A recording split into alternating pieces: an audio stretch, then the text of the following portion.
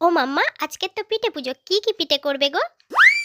আগের বছরে তুমি কিন্তু পাটিসাপটা করনি, এবছরে কিন্তু পাটিসাপটা করবে। আমার পাটিসাপটা খেতে হেব্বি লাগে, আমি কিন্তু 5টা খাবো, ঠিক আছে?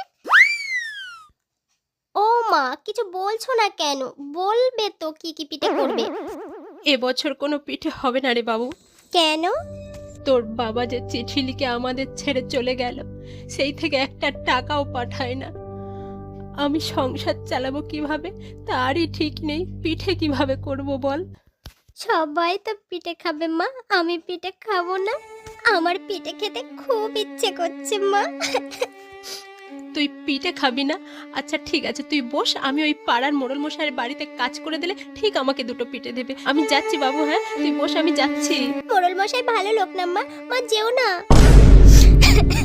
সব দোষ আমার। এখন যদি মোড়ল মশাই মায়ের সাথে কিছু করে তাহলে কি হবে? সব দোষ আমার,